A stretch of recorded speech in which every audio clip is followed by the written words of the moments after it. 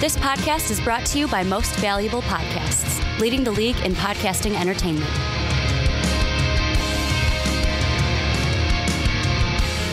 All right, everybody, and welcome to another edition of the Outcasts with Buzz and Juice here. Juice. To my left, I got my main man, Juice. I am Buzz here on the episode 8. Episode 8, man. I know, we haven't been canceled yet. No, we have not been canceled yet. It's 2 months episodes here on Most Valuable Podcast. Went much longer than I thought we would already. Yeah, we're doing some special We're having a good time, though. Yeah, we're doing I'm having a great time today. I'm in a great mood today. Are you? That's good. Yeah, this has been a nice week. You know, we've had a lot of sports news. This is nice when you come and you write up a show, and hey, you wrote up the show this week, and it's nice that this is full. Bases loaded, as you say. Yeah, bases loaded show here today, man, on the Outcasts. First things first, please plug what we are drinking. Yeah, we got Hailstorm Prickly Punch.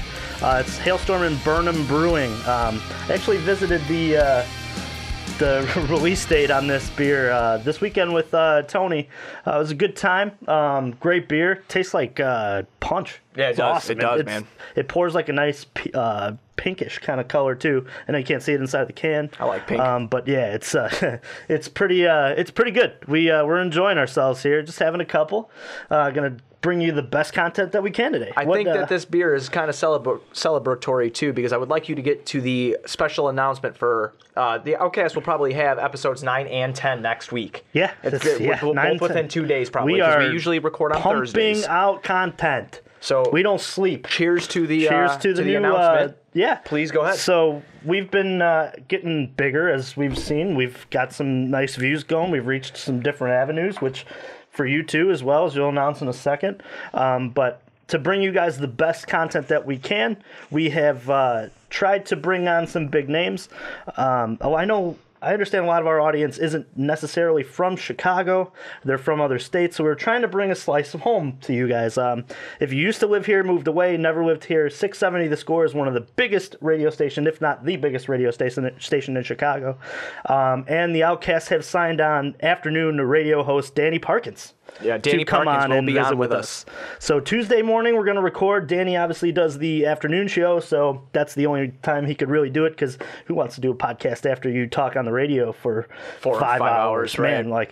So we're thankful for him for coming on, and we're going to try to drop this. That way you guys can look for it next week, Tuesday or Wednesday. That way you guys can see when Danny comes on. We're going to get his opinion on all Chicago sports. It's going to be great. We're going to have a great time. Yeah, so I mean, I was really excited for Juice to announce that today. He worked hard on landing that deal. We have some other stuff in the works that we're not going to announce yet. Not yet. That's handshake deals. Deals that we have. But that things we're are in the pipes. About. They're coming to you. But hey, tell them your big news. You got a huge get this week as well. Right. So my big news is. Well, I'm just going to go with it. Go to sportsmockery.com for all of your Chicago sports needs, whether that be the Chicago Bulls, the Chicago Blackhawks, Chicago White Sox, Chicago Cubbies, or the Chicago Bears. For all your literature needs that you would like to read about, you can go over to Sports Mockery, where breaking news is given, and in-depth articles. I actually reached out to a couple of guys at Sports Mockery earlier in the week, and it was actually like last week sometime, and asked them if they would like to come on our show to, talk sports with us, and they were in need of a White Sox writer, and there you go. I'm sitting right next to him. Yeah, here I am. So cheers to that. We've had some good things coming. We're doing it all for you guys, trying to bring you guys the best content that we can, trying to give you the best podcast every week. But we're gonna dive into the show today. Let's go, because you guys don't want to sit and hear us talk about what we're going to bring to you. You guys want to hear that sports content. I know you want it. You want that Chicago sports right now. We're going to give it to you. We're going to give it to you. But first, if you're on YouTube, please like, comment, and subscribe to the Most Valuable Podcast channel. If you are listening on iTunes, drop a 5-star rating. And comment down below on why you chose to listen to us. Go to patreon.com/mostvaluablepodcast to earn yourself some cool prizes by donating to us. When you guys donate, we're able to do some, cooler stuff. So go to patreon.com/mostvaluablepodcast, donate, earn yourself some cool prizes, and go to mostvaluablepodcast.com to get yourself a cool T-shirt. See all the other shows. Yeah, we have not. We're gonna wear them soon. We will wear the T-shirts. I promise you. We'll match. We'll look dapper. But on mostvaluablepodcast.com, you can learn about us, get yourself a cool T-shirt, see the Primetime Podcast, the Fast Break, the Onside Kick, and of course your boys, the Outcasts.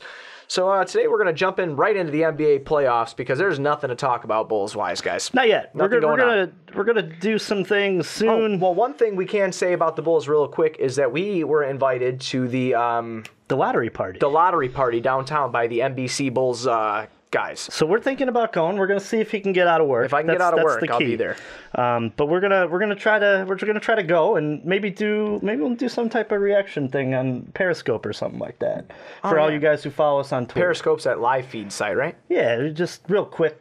We'll give them a little 15-minute on our Twitter. So make sure you guys are following us on Twitter at MVP Buzzweed, at MVP Juiceman, because we'll be bringing that live Periscope probably. Right on. So that's our Bulls news for the day is that we got invited to the party. But jumping in here, man, I wanted to get some reactions from you and tell you what my feelings are. Were you surprised that the Oklahoma City Thunder were bounced out by the Jazz? No, strictly because I think that defense travels. And the Utah Jazz play great defense. I will say this: in the reaction of the loss for Russ, he's getting some real bad pub here. I think it's unfair.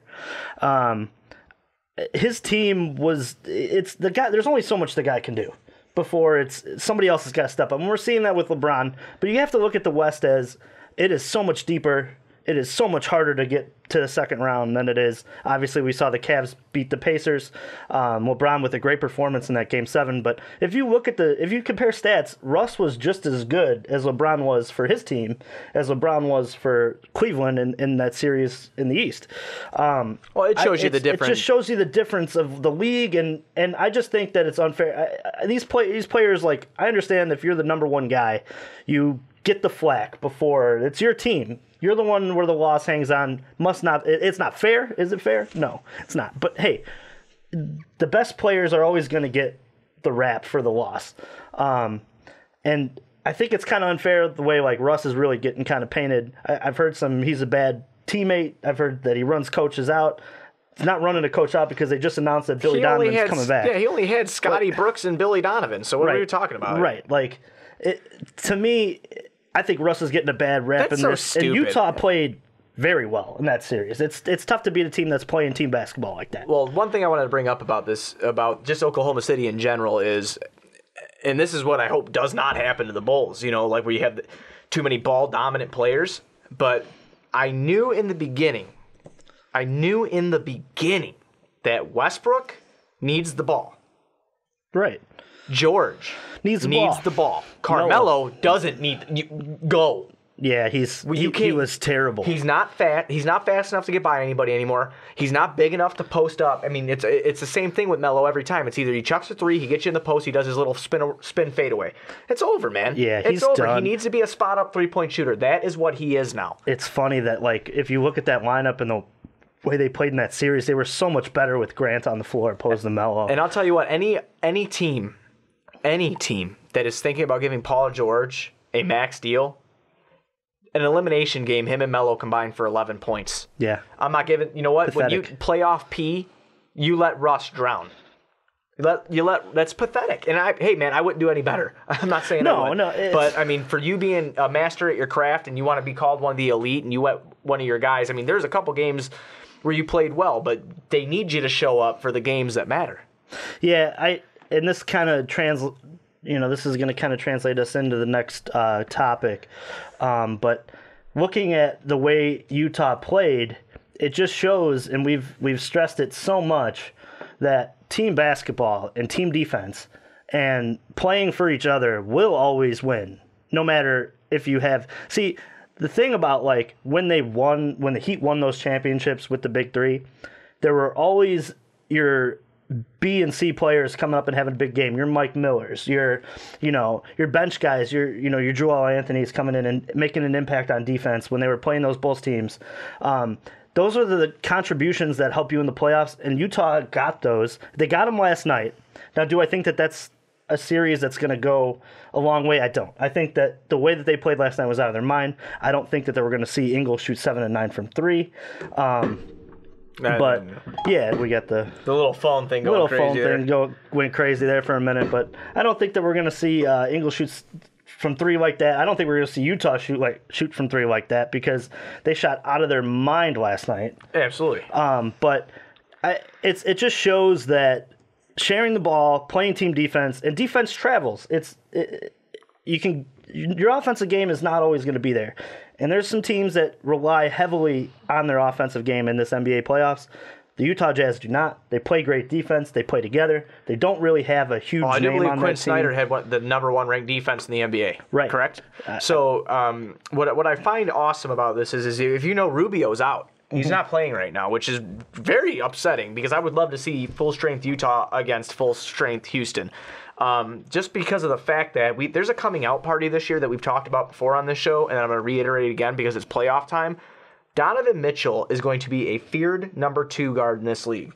Yeah, and the fact that he came out last night and had a double-double doing point guard duty with Rubio being out, that's huge. This kid is something else. I mean, obviously Russ got his in the first series with Oklahoma against Utah. Russ got his, but so did Donovan Mitchell, and that's a rookie out there who was arguably the second best player in the series. I will say Russ was still the number 1 player in the series because of how he put the team on his back. But Donovan Mitchell is a rookie, guys. I mean, I'm telling you what, right now, I understand Ben Simmons is a freak, and I think he's going to be the better player. Obviously, he probably is now. But nobody makes more of an impact for that team though than Donovan Mitchell. No, and the thing is, if Ben Simmons' team is behind, Ben Simmons is going to have to create for other people for his team to win. If Utah is behind, Donovan Mitchell's putting them on their back and he's running. Yeah, he creates for himself. And this goes back to our whole. I remember when the Bulls were blowing the tank there for a little bit, and we had this conversation about. At the end of the day, it doesn't matter where you're drafted. It matters on the chip on your shoulder, and it matters how much you care about perfecting your craft. We can go through draft upon draft upon draft, and there's always a guy spaced between 12 and 20 that is going to be a top 2, 3 player. Sometimes you even get lucky, and you get Jimmy Butler at the bottom of the draft, who ends up being your guy. Like we've said, not maybe the guy that wins you a championship, but for a while, he was the Bulls guy, So it's smart to do as much evaluation in this draft as you can and take the guy that you truly think is going to be the best in the draft. Utah Jazz got lucky; they got Donovan Mitchell, but I'm sure that they did their due diligence on his scouting report and made sure that he was a Utah Jazz by the time that he was. Their pick was there. I just want to say one thing for I just ate a pen. On accident there. Oh, my God. Happens. Yeah, it happens. I just want to say one thing for Utah Jazz fans, even though we kicked your ass in 2 finals. And I'm sorry about that, but I'm so happy for your team.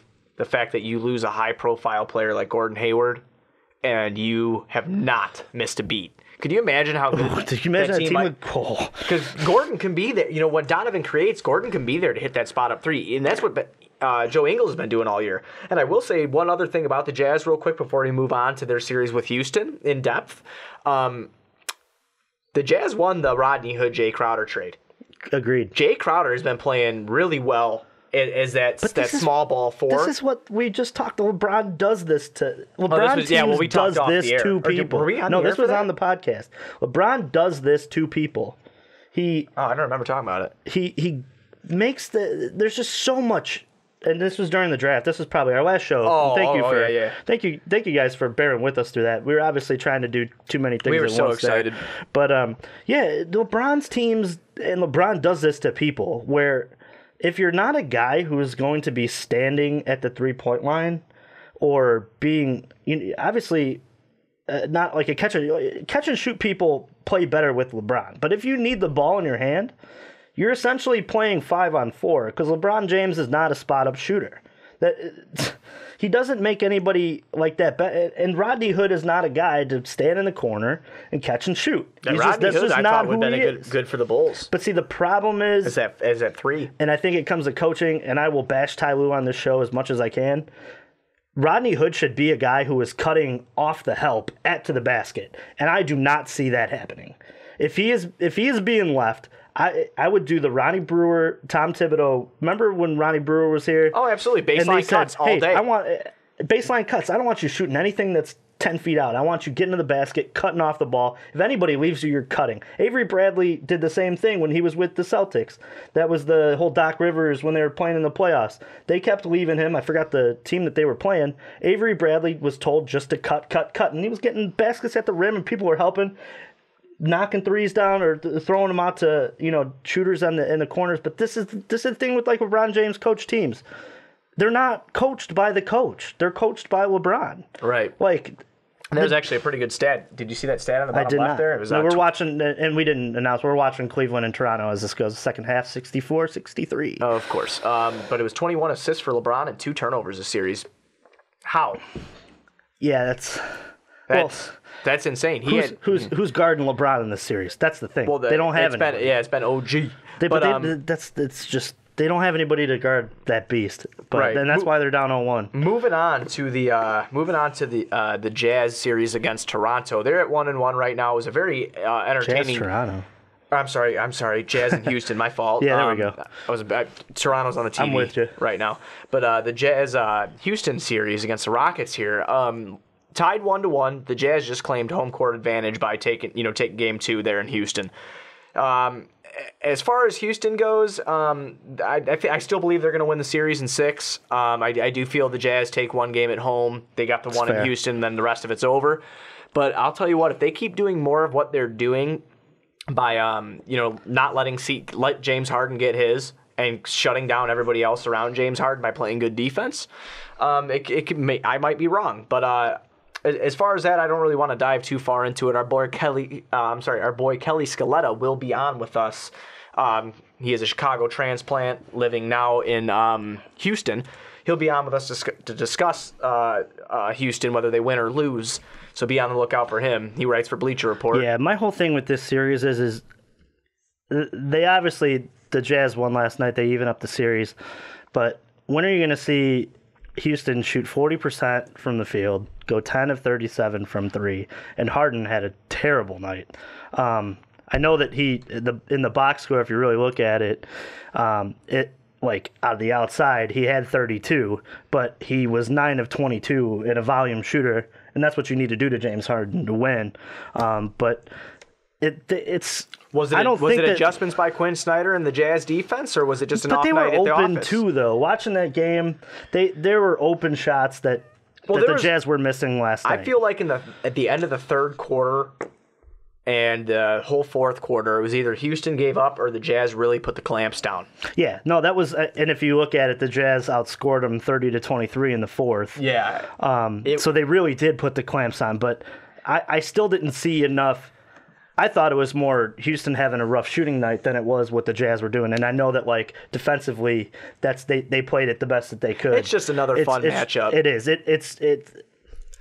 Everyone always, defense wins championships. I don't think in the NBA that's like that anymore. I think good offense wins. Man. It's who can outscore who. But yeah, we can touch more deeply into that once we have Kelly on, because Kelly's going to give us great insight. Make sure you stay tuned for that, because he's great. He used to be on with us when we were talking Bulls, because he was covering the Bulls for Bleacher Report. Absolutely. The whole LeBron carrying the team on his back thing, against Indiana, wrapping that series up, and bravo to Victor Oladipo. Want to throw that out real quick. Victor Oladipo played one hell of a series, but I'm not going to sit here and tell you guys and sound like a hater, even though I do not like him at all. But LeBron put the Cavs on his back in Game 7, and he was a beast. He was unbelievable. But what I do not like is I think there's a moment in the game where the game changed after Lance Stephenson's flagrant one. Yeah, thought that was BS call. I'm not going to go all NBA conspiracy tinfoil hat here. I will. But the calls in that game really dictated the pace of what Indiana was trying to do. I think they really see. This is the thing, when you get in a high profile game like that, you need to control your emotions, and I think the team that controls their emotions the best usually wins the game. Indiana did not, and they're a young team, and they're going to learn how to do that, and they're playing against a LeBron James, a Kyle Korver, a Kevin Love, who's been to the playoffs over and over and over again, and they know the game. And it comes down to every one of these Game 7s, usually, I mean, barring a blowout, comes down to that last 5 minutes and who can capture the moment and who can play the right and get the loose balls. And I thought that the stat in that game that really tipped the whole pendulum was the loose balls and the offensive rebounds in the first half of the game, because it put Indiana behind the 8-ball. And they were really kind of fighting back. And once they did fight back, it was almost like they used all their energy in the third quarter there just to get it even. And when they came down to the end of the game, it looked like they ran out of gas. Yeah, I just want to say one thing about that whole series. It was a hard-fought series. Well, more than one thing, but at one point. It was a hard-fought series. Couple things I just want to bring up really quick. So I got the basic stats here for 7 games. Okay. Out of the series. LeBron James averaged 34.4 points, 10 rebounds, and 7.7 assists, along with 1.4 steals and 1 block. The next closest to him in points scored was Kevin Love at 11.4. Yeah, that's something that I can say can't happen, but it is happening, and he is still winning. Well, they're smart. I'm going to give them tons of coaching credit as much as I just said I would. Because it was only two people. Ty Lue a real tough time here.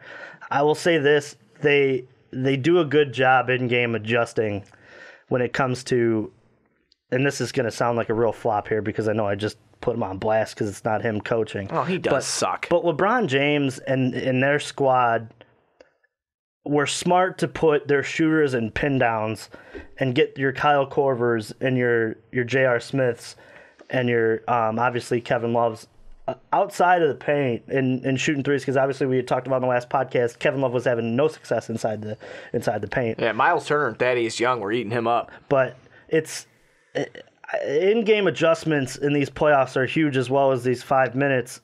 It's the little things win an NBA game, and Cleveland did more of the little things to win those games than Indiana did, especially in Game 7. Right. I just think it's insane that there was only 2 double-digit scores for Cleveland. They came away in that series because Victor Oladipo, we already knew he had. Where's Kyle Korver at on that list? Kyle Korver is 4th. I'm sorry. No, he is. Oh, yeah, he is 4th. See, I would like to see 8.3 points per game. I got it all right here. And I know that's all in like the 7-game series there. Yeah. I'd like to see what he's averaging in wins, because it's clearly over 16. Because he's been shooting the lights out. Oh, yeah, he's been shooting wins. lights. I'm sure there's a way to look that up, dude. Yeah, we'd have to go through it. We're not going to do that now. We're going to go through. But I just wanted to say But I'm one just saying, thing. Kyle Korver is really having a great series for them and a great playoffs. I mean, the other night, too. Well, once he came alive, they inserted him in the starting lineup. They're very smart to do it that way. One thing about Victor Oladipo, 22.7 points, 8.3 rebounds, 6 assists, 2.4 steals. That kid had a coming out party all year, and if he can keep it up and they can get some other talent around him besides Miles Turner, like a real point guard to actually help him get open. I mean, no offense to Darren Collison, because he did have some big games. Collison did have big games. But, I mean, just somebody who's not always looking for their own shot, how I feel Darren Collison is. But just kudos to Vic for coming out and beating some ass. That was like blueprint Game 7 for Cleveland, too. Miles Turner fouls out early on in the game. They take away Oladipo with LeBron because that's just what they do. They put LeBron on whoever is the best player, and they make anybody else beat them. That's what he did to Rose. And they did. And Oladipo was still successful at getting at the rim. I'll say this: he was still creating shots. I wish they would have played Lance Stevenson more. I know that. Oh, but that's great TV. That's my inner fandom too. But I thought he was. I thought he was effective. Like, I think the best way to beat LeBron is to just beat the hell out of him for the whole game. Like, just for 48 minutes up and down the court, and Lance Stevenson is probably the best at that. Yeah, I agree with that. I just want to touch real quick, because we've just been talking about LeBron being so dominant. I'm saying Cavs in 5. In the way this game is going right now, it looks like it's just a route. I'm not even going to waste my time with Lowry, DeRozan. I had it written down here, but I'm just not going to waste my time. Like, Toronto needs a closer if they're going to win, and Kyle Lowry and DeMar DeRozan have both shown. They just don't do it. They can play 32 minutes of basketball. They can't play 48. Yeah, it's kind of nuts. And as we watch, they're down 9 here. Toronto is. This is just not. I'm at 36. This just isn't a great matchup for Toronto, because I was reading Toronto actually, out of all the teams in the East, gave up the most points to who? The Cleveland Cavaliers this season. They just can't. It's just not a good matchup because LeBron James can get anywhere on the floor against anybody. And once they start to double, it's over because they have shooters like J.R. Smith and Kyle Korver. There's a for sure thing that I tweeted out yesterday. What is it called? Death, taxes. LeBron beats Toronto. Always. Yeah, you could probably plug the Bulls in that too. I mean, I won't do that. And I know we won't because we're fans, but I won't do that. I mean, LeBron James has owned the Eastern Conference for forever now. You know, it's almost like if you're a Bulls fan, and I hate to say this, you're just waiting for him to just putter out. Oh, I'm just waiting for him to retire. I have fully accepted if he does not go to Houston like I think he's going to, and he stays, I have fully accepted that if I give him 2 more straight finals, probably. If he goes to Philly or something, then oh my God, but neither here nor there. That's a squad. But my last topic here. Anyway, I guess I'm gonna do this first. This topic first. Golden State and New Orleans. I put. Who cares? Warriors are going to win anyway. Yeah, it's so true. So AD. I mean, we're hoping playoff Rondo and Drew Holiday can still do the work on the guards, but basically... Please just say that again. What? Say it again. Drew Holiday. I wish we had Drew Holiday and Rondo. Yeah, no, it's... No, that ain't happening. That's the funniest thing. Trust me, I love Anthony Davis. I think he's one of the best out there. But Anthony Davis is going to have to drop 75 points in each game to beat Golden State. Is it selfish that I want Nico to go 0 for 18 every time? As much as I hate Golden State, too. Because I'm trying to win the trade, too, buddy. Yeah. Screw you, Nico, and screw you, Pelicans fan who talk crap to me on Twitter. Oh, you got Pelicans fans coming at you on Twitter? Oh, I mean, that was that one tweet that I garnered 11,000 impressions with when Nico tweeted out, he put the hands up emoji. He's, they bullshit and traded me type thing. And then I wrote to him, dude, you sucked. And I threw some stats on there. I'm don't even talk crap about my city, man. You were garbage with your bullshit pump fakes and all that stuff. And I know, we get a couple swears on each episode. But you were a bullshit player, and I hated, Man, Aaron bought that dude's jersey because, we were excited when he came over. And, you know what I'm saying? That dude you were nothing but a letdown in Chicago, and it shows you never worked on your damn game. And I'm glad Bobby Portis broke your face for being a douche. Should have been standing there. So I'm not even going to touch that series now because I got pissed off. What is there to touch? The Golden State is a nightmare for anybody who plays them. Right. Who can match up? Nobody. No one. Name a team. I don't even think the All-Star team and then, this year could match up with that. Well, that is the All-Star team. Oh, well, absolutely. So, and then I got Sixers in 6 against the Celtics. Yeah, they got to stop Tatum and Scary Terry, man. Yeah, Scary Terry Rozier. Yeah, he's been playing real well. But I still got Sixers in 6. I think they lose last night, but I don't think that Boston can be the jump shooting team like they were in game 1, like Golden State is every game. See, I'm going to go coin flip in 7. This is where we Oh, I really? don't know. I got Sixers in 6. No, because I think that Boston, the Boston Celtics are playing they're playing with house money. Both of their number 1 players are out. Mm-hmm. Hayward's been out since the beginning of the season. Oh, yeah. Kyrie's out. They're playing with scrubs and Horford. Scrubs, per se. Now, I'm not going to say that they're scrubs. They have a very deep team. Jaylen Brown's going to be a badass. Jason Tatum. I agree. But I'm just saying, Kyrie and Hayward are guys who get you to the finals. Brown and Rozier are guys who come up and help you get there. They don't get you there by themselves. But I'm going Maybe to Brown say one that day.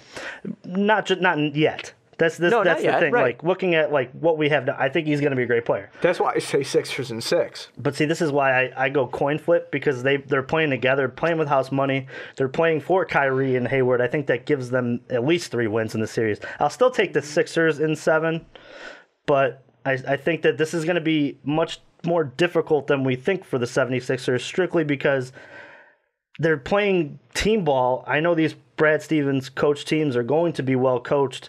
They're going to take away what the Sixers do best, and they're going to make players like Bellinelli beat them in this series.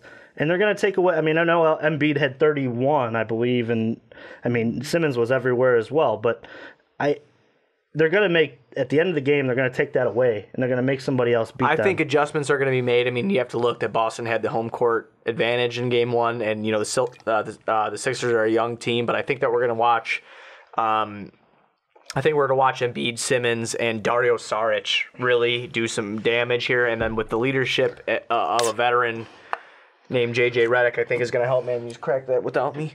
And, I thought you were still going. Oh, dude. These are like super. They're so good. But yeah, I think that the Sixers. God, see, it hit me in the eye again. Shouldn't stand there. But I still say Sixers in 6. Look for Ben Simmons, Dario Saric, and Joel Embiid to make some noise here tonight at 7:30. And see, I said Sixers in 7 just because it's just Brad Stevens, man. He's a great coach. Great coach. I think he's going to make the adjustments. I really think that you're going to see a good series there. Yeah, I think that showed too in Game 1. I think we possibly could, but I'm still saying Sixers in 6. But I'll take your fair. Sixers in 7. So transitioning from our NBA talk, thank you guys, man. Like, it was so fun to actually talk about. I know, it went a long time. Yeah, well, like normally we don't like. Dude, it's fun not to talk. Like, listen, there's only so much Bulls we can do right and we now. love it, and we're hoping one day. The Bulls are in the playoffs. We're doing this. Excuse me. Why? And we're doing this, and we can sit and break down every single second of why they lost or why they won. Right. That's my goal. But until we get there, we're going to have to plug and play some NBA talk here. Yeah, I mean, people are interested in the NBA, and we got a lot of stuff talking about NBA playoffs. I got a lot of stuff on Twitter about that, which was awesome, so we did. Yeah. No, yeah, I loved it. We're going to keep doing it. Yeah, and be sure to check in-depth breakdowns with the fast break. So are you ready for me to blow a gasket here? Oh no. I know we haven't had this moment, remember. Is that what we're hitting first? That is not first in my lineup. No, this is first. Okay, this is first. So I'm going to take a back seat here, ladies and gentlemen. The pen cap is going on the pen. And you can go ahead and... Oh, I did write it first. You did write it first. I just wanted to say that. All right, go ahead, man. So let it fly. So we're gonna jump into our Cubs talk here. No, by all means, I want your live laughing or yelling reaction. I'm ready. So hit me. There's been a lot of talk about Sammy Sosa and coming back, and the Cubs organization pretty much giving him the stiff arm and saying we don't want to be a part. First of all, I think that's the dumbest thing I've ever heard, and I'm about to go off on my favorite team right now. You, for how many years, were irrelevant? 108 years it took you to win a World Series, and the only thing that you ever had, other than Sandberg, other than those 80, that 85, not 85, the 80, I'm so mad, the 84 Cubs. With Sandberg and with those teams, I'm so mad I can't even think straight here. But you had junk after junk. Your 68 Cubs, who... Black Cat, Ron Santo trying to, win a World Series. R.I.P. Trash. And then you hit the jackpot. And you traded with the Southside team, and you got Sammy Sosa, a guy who elevated his game for you for nothing. 98, the Cubs made the playoffs, win in a one-game playoff against the Giants. They get there, out real quick against, I believe, the Braves, if I'm not mistaken. But... you had Sammy Sosa for years and years and years. And I know that people on what we got going here? One thing, I'm sorry. I keep going. Breaking news, Fizdale, head coach in the Knicks. Okay, there we go. Go on, sorry. I just wanted to tell you that because I know we were talking about it the other day. So, back to Sammy. And when you get mad, I get scared. So, yeah, no, I'm ready to pull a gasket. So, Sammy Sosa comes into your organization and does nothing but give 100% effort. And I know I'm going to get a lot of steroids. Everyone was using steroids in that era. Your best players were using frickin' steroids. I'm tired of hearing that Sammy Sosa is not welcome back in the Cubs organization because of steroids. Barry Bonds was a coach in the MLB, a hitting coach. Welcomed him back. They're going to retire his number for the Giants. They welcomed him back. He's an ambassador for the Giants. Is it McGuire a hitting coach? McGuire was a hitting coach. See, I'm going to keep going here. It's a matter of time. I'm asking you that. He was. Who cares about the baseball? Baseball was done in 1997, 1996. 98 comes around. Sammy Sosa, Mark McGuire brought baseball back. What is so ridiculous is the Cubs are sitting here petty. New organization, new owners, new everything. Have no affiliation with Sammy Sosa. And what are they doing? They're saying, no, we can't have Sammy here. Oh, he was a steroid user.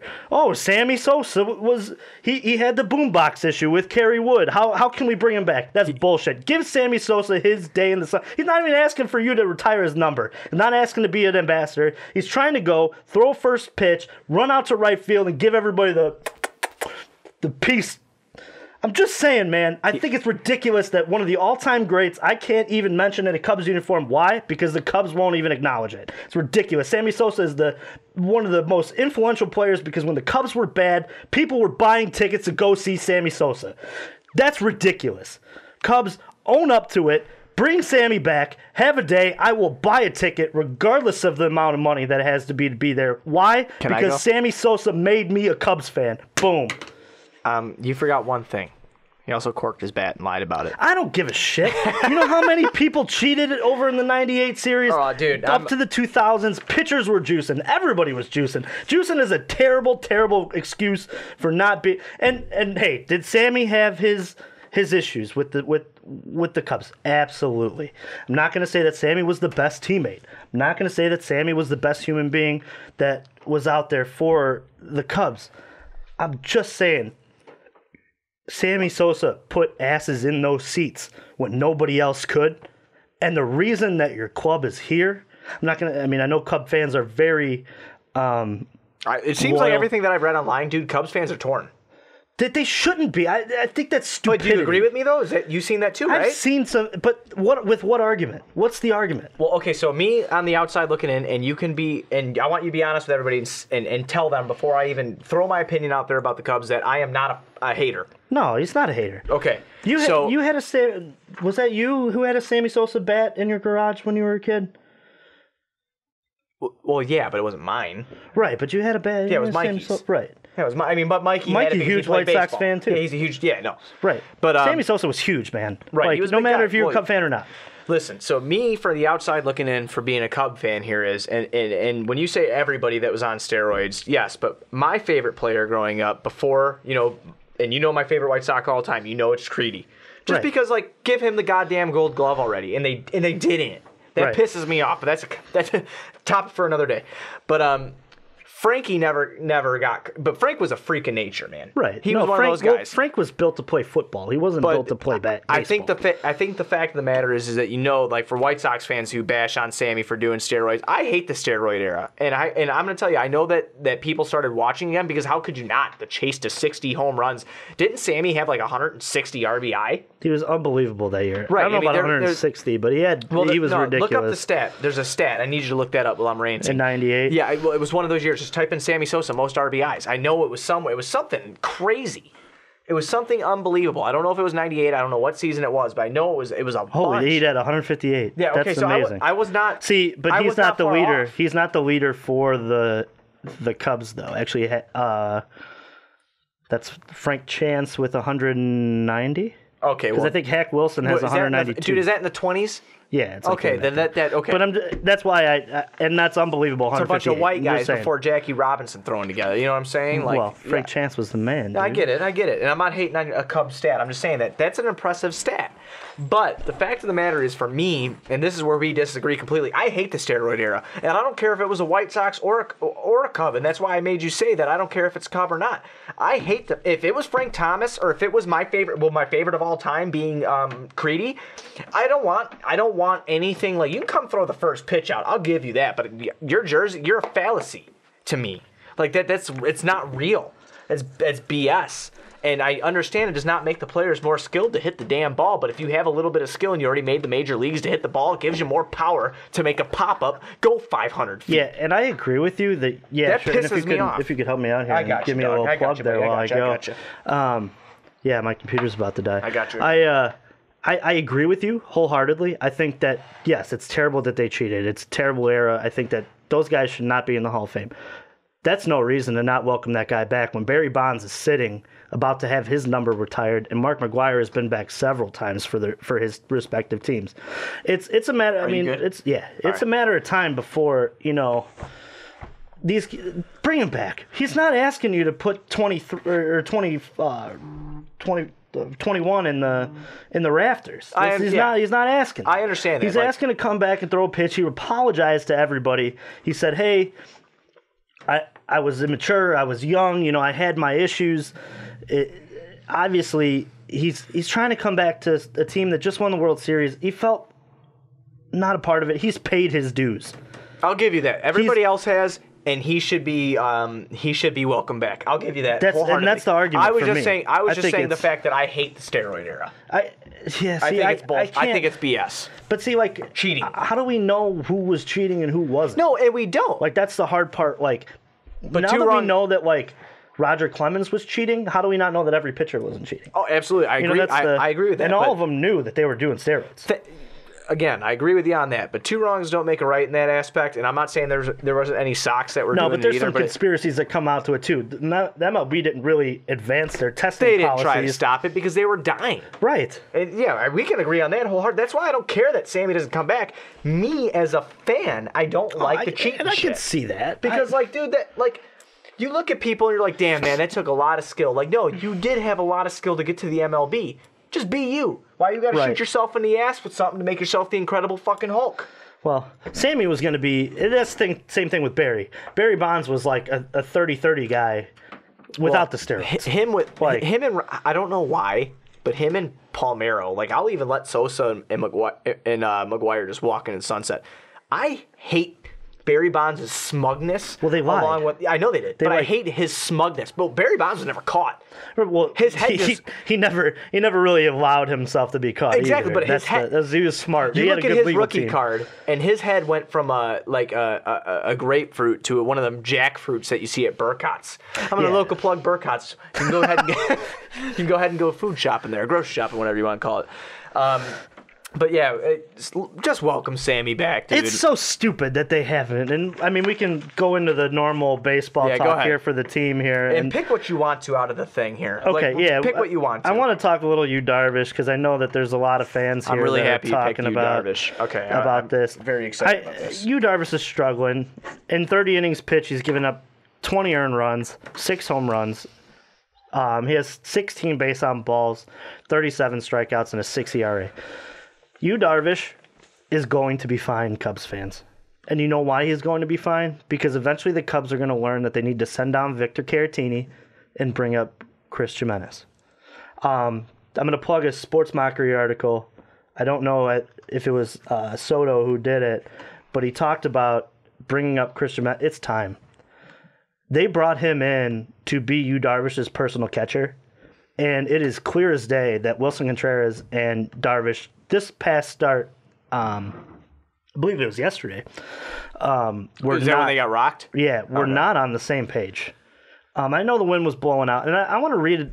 I want to list the opponents that Darvish has seen and kind of go down this here. The Rockies, yesterday, gave up his 3 home runs and his 5 earned runs. Wind was blowing out, and the Rockies, while their offense is struggling, still have guys who could take you out of the yard. I'm gonna give him a wash. He still had 8 strikeouts. At times, his stuff looked good. He left a couple balls over the plate. He's gonna be fine. The Brewers start before then. 3 hits, 1 run. Awesome. 6 innings. Looked great. That's the start I'm gonna go back and look at more than I'm gonna look at the last previous start. I'm gonna look at the one after with the Rockies, 4 2/3. He gives up 5 earned runs. That's in Colorado. Colorado is it's tough to pitch there. I'm gonna give him a pass on that. The Braves. I don't know if anybody's been watching out of town baseball, but the Braves have a really good lineup at the top of it. And I remember watching this game. He only gave up 4 earned runs, but the top of the lineup was killing him. I think it's I'm going to give him somewhat of a pass there. I think that's a lineup he should do better against, considering his stuff. And then if you go back to the start before then, again against the Brewers, only gives up 1 run. The Marlins start I'm going to throw out completely. It's his first one in a Cubs uniform. It's on the road. The Marlins were playing well at the beginning of the season with something to play for. And don't forget about the Marlins real quick, if I could add something. Yeah, go ahead. How much crap was talked about them during the offseason? That's what I'm saying. That's a team that comes out hungry in the beginning of the season, man. They're like, the Cubs were rumored to be the team to win that division, to win the NL. They're playing with that extra fire. And fun fact is because I wanted you to bring it up, but I want to bring it up just because I found it and it made me feel even more connected to my friend. There you go. My brother. But the Marlins are the only team that the Cubs have played that's sub 500. Yeah, and this kind of I was actually going to go into that made me feel good. I was actually going to go into the very schedule. After that, basically for the Cubs, I was going to go and read off. The schedule seems to. Did you see the last line on there? I did. Yeah, you seem. See, I'm. Forget the naysayers, man. Yes. Forget them. I'm gonna Cubs fans, relax. This is what happens when you win a World Series for the first time in 108 years. The Cubs. This isn't 2016. Don't single out Cubs fans though. It's pretty much all Chicago fans, man. Well, when something good happens, they all freak out. No, but Cubs fans are worse than any of them. Okay. We are. Okay. I'll admit it because. Okay, I gave you. I last year was kind of fed up with the effort that this team gave in the beginning of the season. Well, you had said that a lot last year, that you're saying that they played uninterested. But and you said that you won the World Series. I think it was like first time in 108 years. How can I understood it would be a rough go. But I think that after the All-Star break, you just said, basically you told me I'm going to watch because that's what I do, but I'm sick of watching uninterested, thank you, uninterested baseball, and then when they get to the playoffs, they're finally interested. Yeah, and we've talked about this on air. I know the hitting woes and stuff. We've talked about this on air. I think if last year's playoff goes different with the Nationals and it doesn't get rained out, there is no Game 5 because the Cubs end them in Game 4 after that nuts Game 3 because Talk about a game, huh? Yeah, which was unbelievable. But Game 5 was great, but Game 5 was terrible for the Cubs' chances on beating the Dodgers because they exhausted every member of that bullpen, every member of the star. It was like going into the first game of the series, and I was like, who the hell is pitching? Like, they had nobody. Like, and then they go and they're tired, and then they have, obviously, we've talked about the layover with Quintana's mom, I believe, who was on that same flight. Yep. Who was sick. They had to divert and land. I don't know if that was ever confirmed that was, if that was her. But I'm throwing out last year because, A, they played uninterested after winning a World Series. It was tough going into the year because it's hard to, be that juggernaut of a team. Cub fans need to relax their expectations. I always think of this saying in baseball. At the beginning of the year, every team is going to win 60 games, and every team is going to lose 60 games. You play the whole season to figure out the middle 42. That is what you do. And the Cubs have done what? And they've been known to do this for the last 4 years. They win after the All-Star break. They've always done this. They're slow starting, other than 2016, when they were unbelievable on that unbelievable run, because they were playing for... They knew that this was the team to win the whole thing. They were ready to win it. They were ready to go. They had the veteran leadership to do it. They were ready to win a World Series. But last year, give them a pass, won a World Series, 108 years. This year, give them time to get... There's so many different players on this rotation. And the rotation had a good run before Darvish here. And Darvish is not going to pitch. He's not going to have a 6 ERA all season. And the offense is going to start to hit.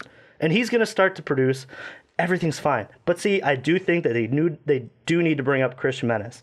I think that they brought him in to be his personal catcher. It was clear that Contreras and him were not on the same page last night. They need to give Darvish every ounce of comfort as they can, because when you look at it, he's at a new team. I know that he played in the NL last year, but he only played in the NL for half the year. He only had like 12 starts. He does not have a full year in the NL yet. Right. I mean, the trade deadline does not happen exactly in the middle either, does it? I believe that it's a little after. So he only had like 12 to 13 starts in the NL, and I think a lot of them were against NL West opponents, which, if you look, they haven't really played as many other. I know a lot of his starts have come against the Rockies, but it's only 2. The other ones are against the Brewers and the Braves. The Braves one was not that bad. The Brewers starts have been fantastic. If he is a guy who pitches well against the NL Central, that's a win in itself, because you beat the teams in your division before you beat them on the... They're going to split. Colorado's probably going to make the playoffs. They're a great team. He's pitched against very good competition. I just don't understand. He's got a 6 ERA. I don't understand the panic over a 16-12 team. Why are we fretting here? I'm not. Against a team that is... I mean, I wouldn't anyway, I'm just saying. With a team who is going to play the Reds like 100 billion times. Well, we have to fret now because this is kind of what we do. But I'm not fretting. Oh, man, I'm not fretting. Nobody should fret. Well, that's what I'm saying, Everybody though. should be chill, enjoy the ride, because the Cubs are going to win. What I was saying, if we suck, you would fret. Or if you suck, you would fret. If the Cubs right now were 8-20, we would be. I'd be, what's going on here? Exactly. They're 16 well, 12. Why'd you have to bring up that kind of record? Was that just by luck that that's the actual White Sox lineup? Because I didn't know that they were 8-20. They won more than 8 games. That's what I was gonna say, man. I've watched them win at least 6. But yeah, that's a good transition because I've went far too long on this Cubs. The Cub fans, relax. As Aaron Rodgers says, God, we are. Relax. Are you really? Oh, you are 8-20. No way. Oh, man, this 9%er is getting to me. All right, but going into White Sox talk, because he off ran... the rails before the Bears talk. This is going to be something. Shit. He ran wild with the Darvish talk. One thing that I'm upset about, and you guys, he is So this is transition, is this not? Yeah, we'll transition to White Sox if you're fine, or you want to hit one more thing? I'm good. Okay. I was just trying for the video's sake here, because I know it's going to be broken up. We'll transition when we want to. All right, we're transitioning now. All right, into White Sox. White Sox talk here. Last night, Yoan Moncada went into third. He hurt his hammy, but he hurt his hammy actually in the first inning. Hurt his knee, fouled the ball off his knee or something. So he was, he stayed in the game, but then he left the game later in later innings after a slide into third. But I just wanted to say one thing. Yoan Moncada is not only finding his bat, he's finding his eyesight.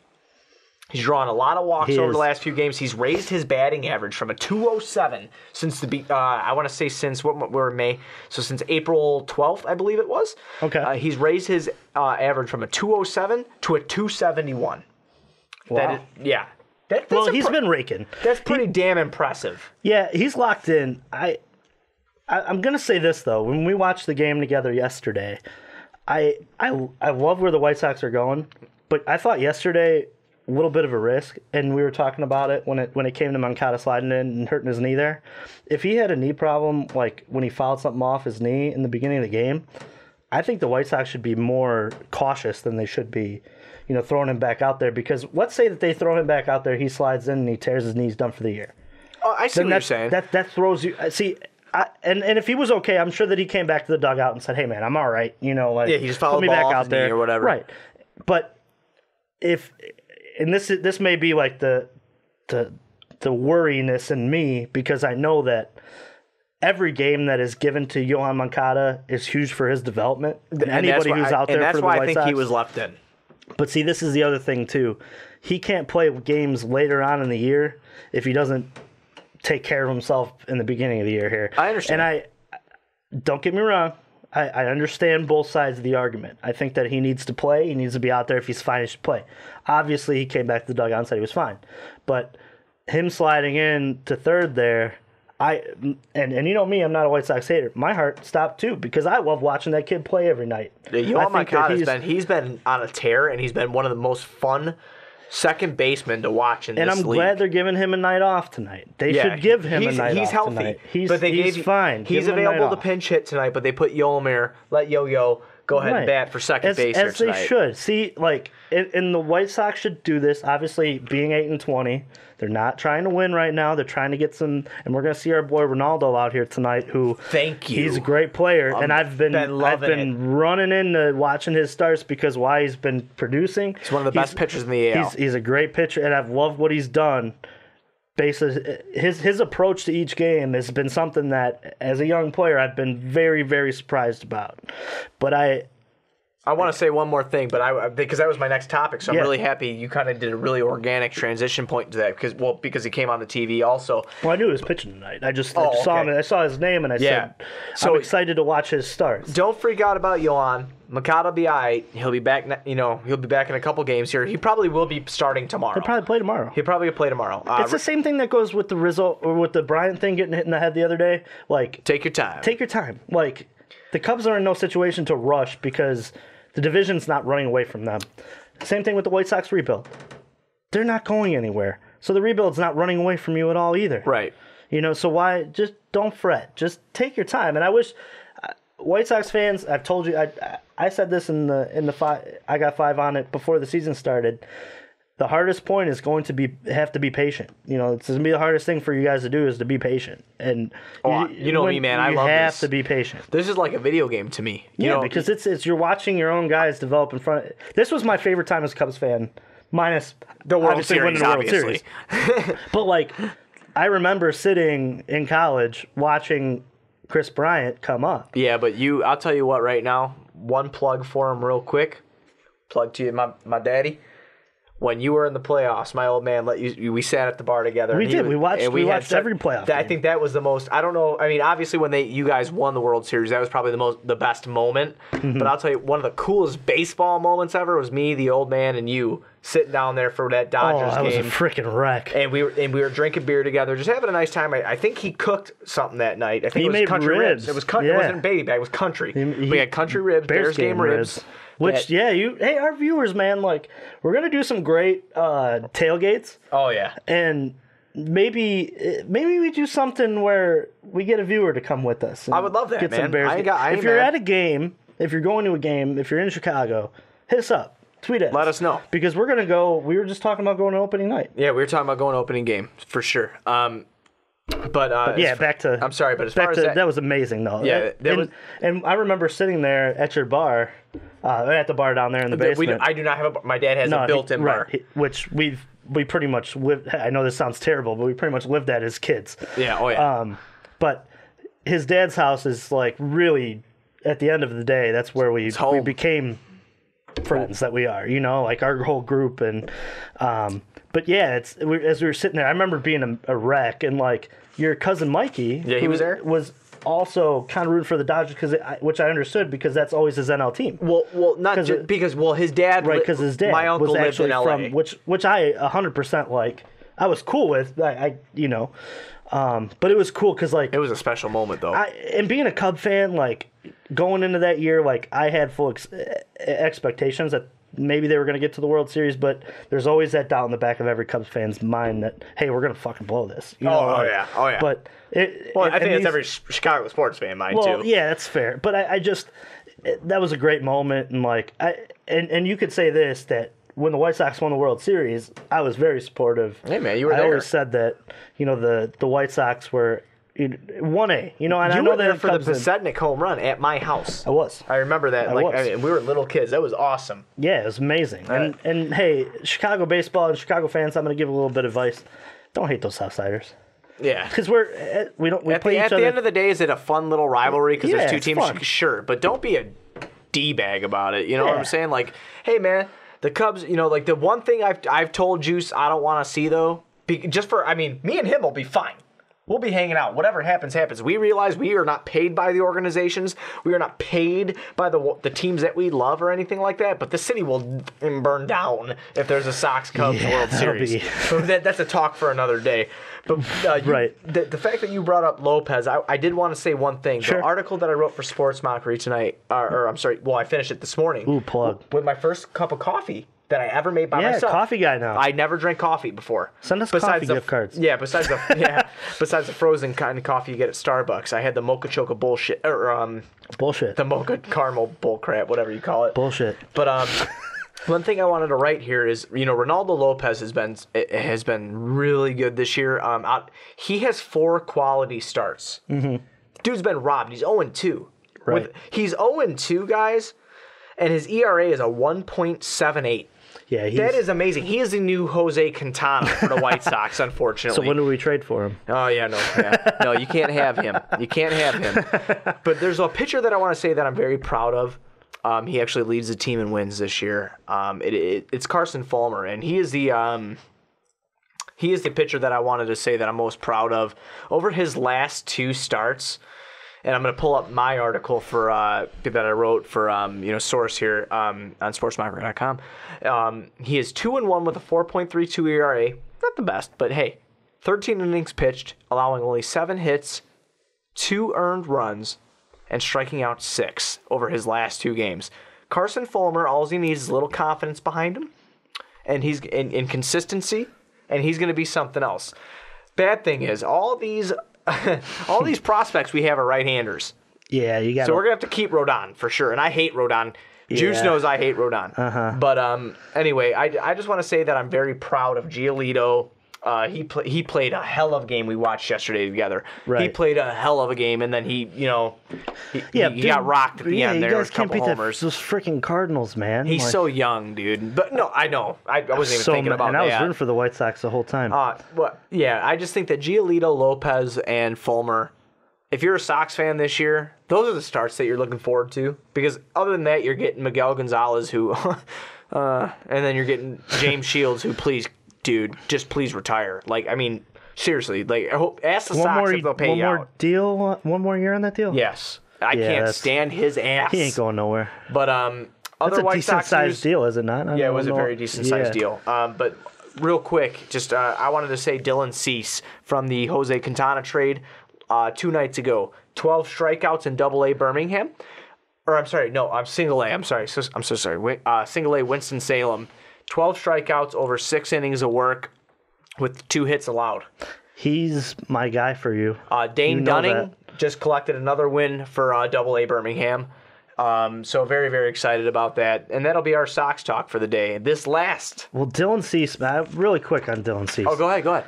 Dylan Cease, and we've had this conversation before. Love him to death. He is your Kyle Hendricks. He is your out of nowhere, not really out of nowhere. Obviously, he was in the Cubs system, very highly touted, but he's your Kyle Hendricks, man. I really do think that he's going to be one of your top 2 pitchers. He may not be the guy, but he's going to be a guy that you're like, wow, we really struck gold. I think with the pitching prospects that we have, I think that Dylan Cease is either our second or third. I'll agree with you on that. I think Ronaldo Lopez is going to be something that people... He's doing it. Yeah, he's showing it now. He's doing it now. Yeah, that's in front of you now. I'd like to see what Dylan Cease could have did with these major league hitters. He's been nothing but electric down there. He's Double-A or Triple-A? He's in Single-A. Oh wow, okay. Yeah, Dylan Cease is Single-A Winston-Salem right now. He's going to get promoted. But real he's in soon. high class. Right. He's not in Kannapolis. He's in Winston-Salem. Right. So I mean, that he's still playing against pretty stiff competition down there. Yeah, no, but it's about time to see what he can do with Double-A, I think, don't you think? But the thing is I'm so scared. Is like what's going to happen, and I want to I know we're doing a lot of baseball talk, but I mean it's just so interesting. Right, we got a lot going on. I just want to ask your opinion on this between Alec Hansen, Dane Dunning, Dylan Cease, and Michael Kopech, and then you already have Giolito and Ronaldo Lopez up here, along with Carson Fulmer. Kyle, what is that, man? That's 7. Yeah. That is 7 right-handed pitchers. You got a lot. So we need at least listen, and tell me if I'm wrong, but when we were building teams as kids on our video games, I always had 2 lefties and I always had 3 righties. Yeah, just to shake that lineup up. You know what I'm saying? I guess really it depends. So what do you do? It depends on your outlook on baseball. Because Rodon is still young. See, you're starting to get to a point in the year where. Well, in baseball as well. Well, for us, it doesn't matter at all because we don't know who's going to pan out and who doesn't yet. Obviously 1 or 2 of those guys are not going to be the guy. You know what I mean? Some of them are going to move to the bullpen. You know, that's the end of it. And what really upset me, but see, like the coolest thing though, like that I thought the Cubs didn't have any high profile lefties in their system either that they brought up. They got John Lester. They obviously did it a different way where they brought up position players and then traded or signed pitching. Well, correct me if I'm wrong, but besides Hayward, I mean, your outfield and your infield is pretty organic. Yeah, most of them are. And then between Almora and center and in left, you have your platoon of Schwarber and Happ. That's both draft picks, and your whole infield is essentially See, like the way I'm looking at it is like, but that's position player. See, it's so hard to compare in this because like the Cubs really, other than Hendricks, it's fun to compare though because you really can't pitching wise though because Hendricks was the only one that's homegrown. That's what I mean, and he's not even really because he was a Ranger for. It's what the hell traded for him. What the hell do you do? Well, this is the smart. Especially if these guys are something else. Okay, this is when you're a White Sox fan. This is the smart thing that obviously Rick Hahn did. He knew that he isn't going to have the budget that the Cubs are going to have to pay pitching like that. So he went and signed and got high-profile right-handers to go and so he doesn't have to pay for it later. He's hoping that 1, 2, or 3 of them pan out, and then all you end up having to do is to pay a lefty like a Kershaw, like a, I don't think that they're going to pay a Kershaw. That's not how that's going to go. That's not happening. But you're going to go and get a high-profile lefty. You might end up getting Quintana back. Because with the way that the he does not want to leave Chicago. Right. Period. I understand that, but I mean, like having if Rodon, you need a lefty, I think Rodon could be our third or fourth. Like, and that's just speculation because of how everybody's pitching. It's tough because But Alec Hansen's not proven yet because he's been hurt. Right. Down there in the minors. But I'm just very curious because all the pitching prospects we have, but the outfielding prospects are the same damn way. Dude, the Sox still have like, I think it's 7 players in the top 100, and we called up Giolito, Lopez, and Moncada. Right. And we're still a top 3 farm system. That's kind of unheard of. Well, that's the same way that the Cubs did it though too, because they brought up your KBs and your Addison Russells really early too. Did Rizzo play straight off the bat?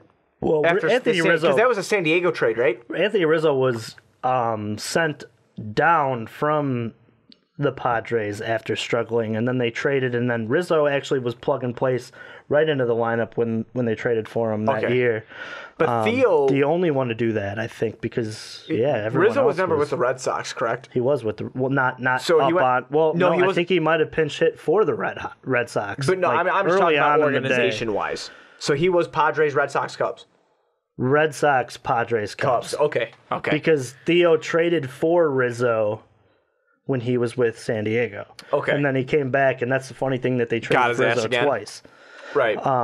And actually, Theo traded away Rizzo because he was going to, I forget what deal he was in.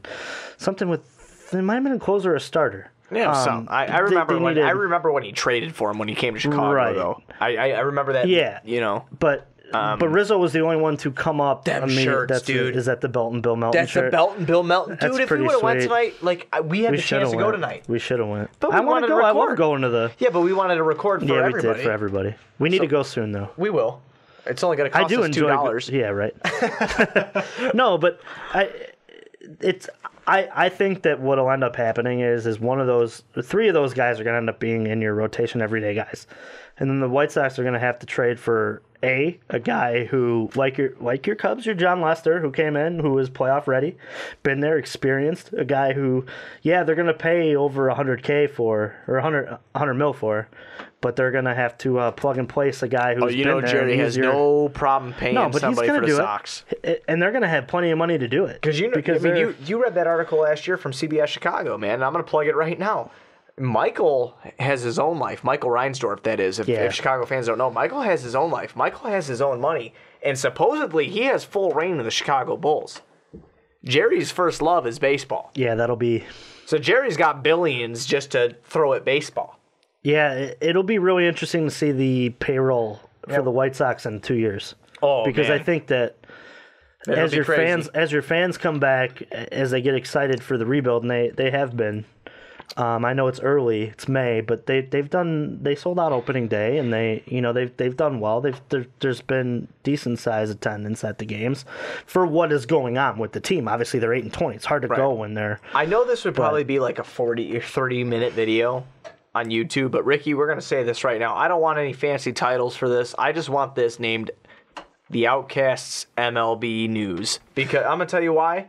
Because this is actually good information that people who need to get into baseball or listeners of us need to know. This is fantastic stuff. Yeah, This is like, I mean, not that we're like the smartest people in the world or anything, we're not, but this is insight. We're real. This is insight for people who don't know about baseball. Like, I mean, and want to. Because I'm telling you what right now, the Cubs are a young team, and if you want to be a part of it and you want to hop on that bandwagon, if you want to be that guy or whatever for the Cubs and or the Sox, listen to us. We know the minor leagues because we're so invested. We've been invested since we were little kids. It's probably how we became brothers. And that's actually, I think that we should bring up, we are going to do a show, and I know that we've probably off the cuff here, we probably haven't discussed too much about it. I know we did it on the White Sox side of it.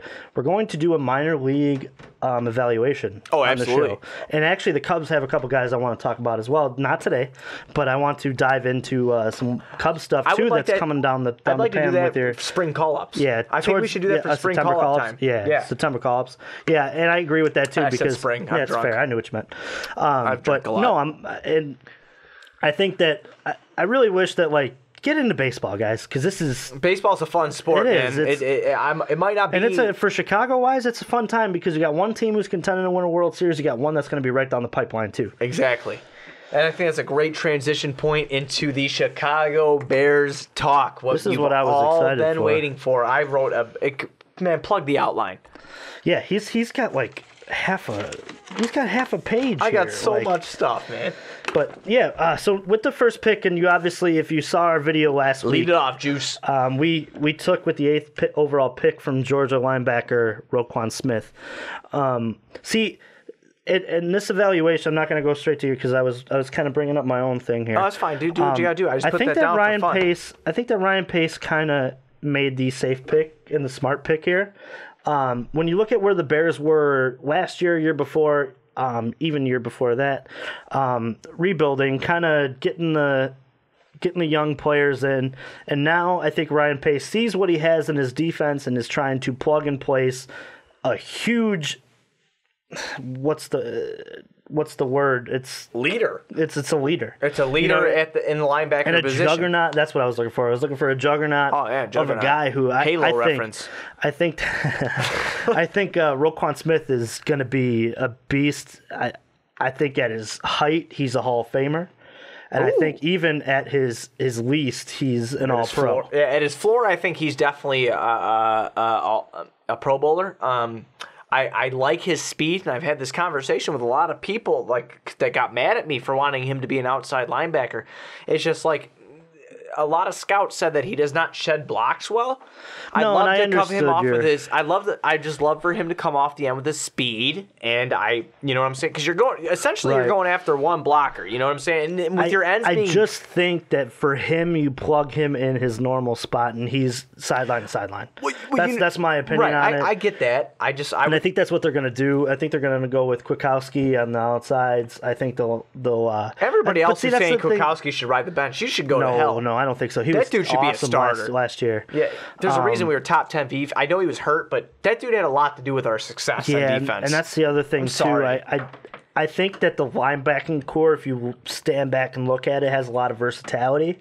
I think that depending on the down, you're going to see different guys in, and I think that's great for the Bears. Obviously, your first and second down guys are probably going to be cut and paste. You're going to have your best four out there, but on on like a pass rushing down, this one's over. Yeah, 123, 105 Toronto down by. They're getting TV anymore, smoked. Yeah, it's done. Yeah, that series is over in 5. They might not even win one. That might be 4. Yeah, they're just a bad matchup. But back to Roquan, I think that this was obviously being the first pick and being the 8th, and with how many quarterbacks went before then. I think that Ryan Pace hit a home run, and we were talking about this when the pick was announced. That's my favorite line from the last podcast is when the pick happened. You said it's a home run pick, and listen, I really like the pick. I don't care if he plays middle. I don't care if he plays outside. He can do both. I would just rather see him on the outside because of his speed. Yeah, and I can understand where you're coming from there, but I don't want to pull a guy from a normal spot. You know what I mean? He's used to being in the middle. We're going to be doing that with our second pick. Yeah, maybe. It's happening, man. I don't know. See, we'll go into it. But Roquan Smith, to me, the only drawback is the inability to shed blocks. But he's going to gain weight. All these guys need to gain weight. He's fast. He's electric. He's going to blow up plays he can cover. I just think that both of us can say right now, if you have to grade it, gun to your head, what do you got? It's an A. Me too. And because the way he played at Georgia, a championship team, the way he played there, being there, being in these situations, coming to an NFL team with already a top 10 defense, the pressure's not fully on his shoulders. I feel that this guy can be. Did Nicky just strike out again? All right. Yeah.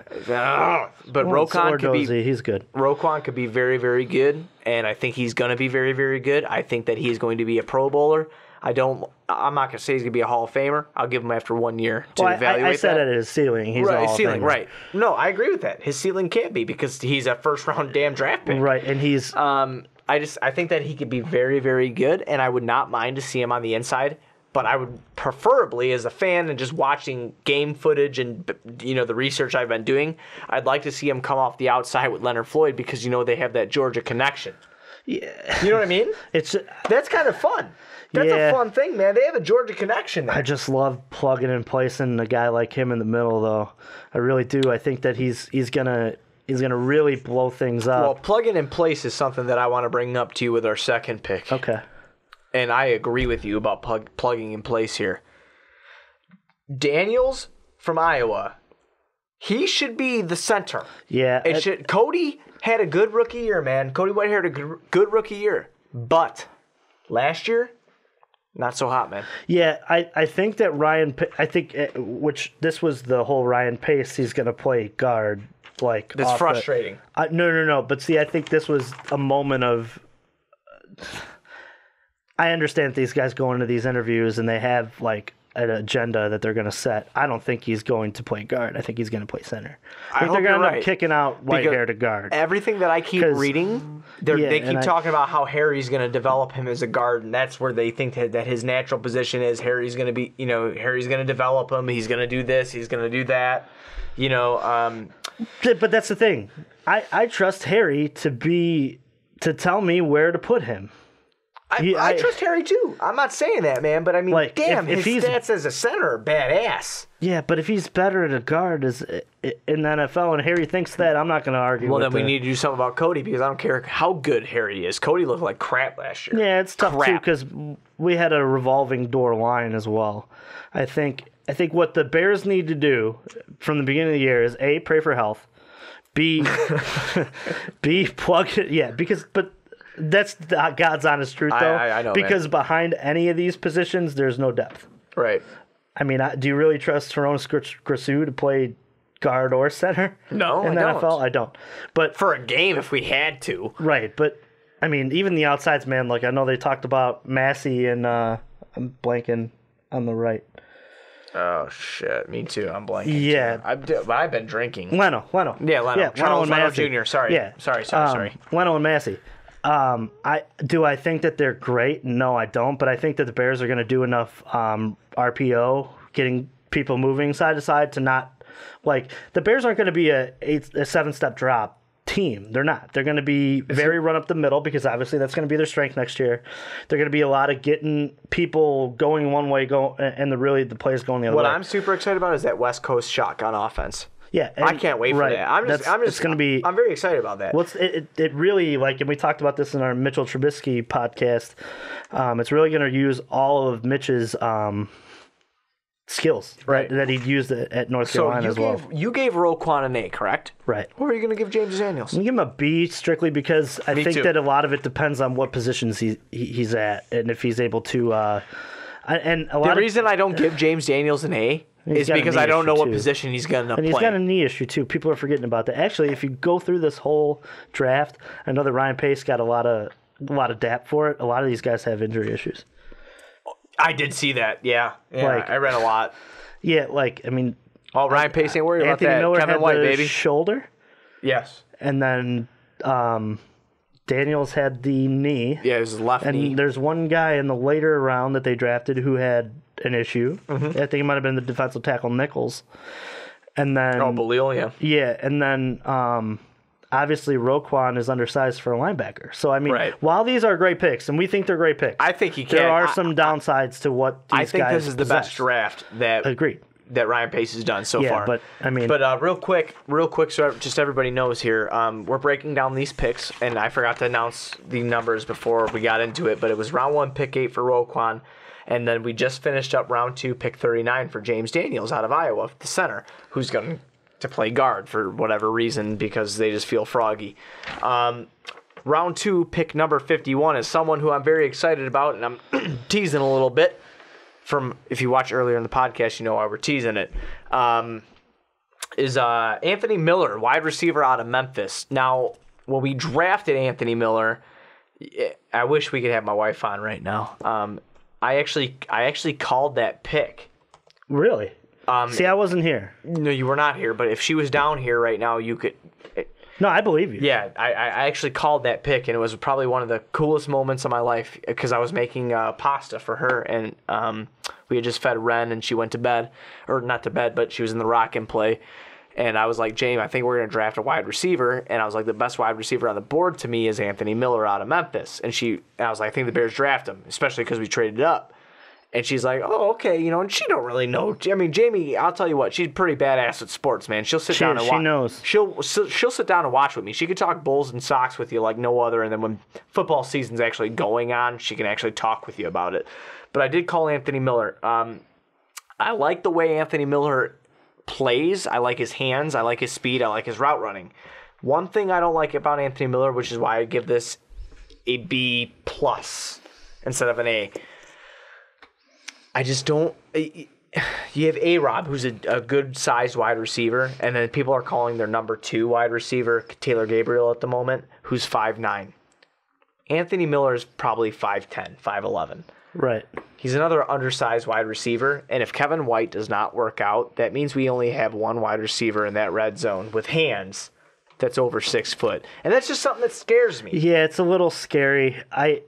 That's the only reason I give it a B+. We talked about this yesterday, too, off the air. We're going to plug a guy in the 7th round here that I think is a steal based on catch radius, and maybe that's their kind of plug in. Like because the red zone guy? Right. I hope. But I think that with Anthony Miller, I'm excited because I think that them trading back in and getting a guy like this with a chip on his shoulder is somebody who can come in and, he's going to contribute right away because he has good hands, he has good speed, he's able to run the routes, he's going to get separation, and I think for Trubisky, that's huge. I think that, that's something that we need. No matter what spot he plays, if he plays outside, if he plays the slot, I think that Nagy's going to be creative with him, and he's going to give him in spots to use his talent because he does have a lot of home run talent when it comes to making people miss. I'm interested to see him, and I know a lot of this hasn't been talked about in the Chicago media.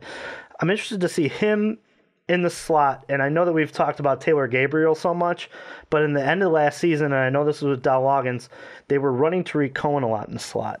I'm interested to see if they could use both of them in the same package and get one of them on the linebacker and essentially say, Trubisky, take whatever one is matched up with the linebacker off the line of scrimmage, because I give Tariq Cohen or Anthony Miller 100% DAP and 100% confidence to beat those guys off the snap. I think that that's going to be huge for Mitch Trubisky. I wonder how they have so many different pieces that they could use and so many different packages they could throw out there. I love the Anthony Miller pick. This has potential to be, and I know they moved up to get him, so obviously they see something in him when he was dropping that far. They gave up a little bit. I love the idea by Ryan Pace, as I know on this podcast we've given him flack. Kick your second round pick out. Like, I know that's what he gave up to get this pick. He gave up a second round in the 4th round. But this is the thing, too. Kick it down the road until you think that you're set and ready to contend, and then you just live with not having that many picks. A lot of people and a lot of experts said that he traded this pick because he feels like he's able to contend this year.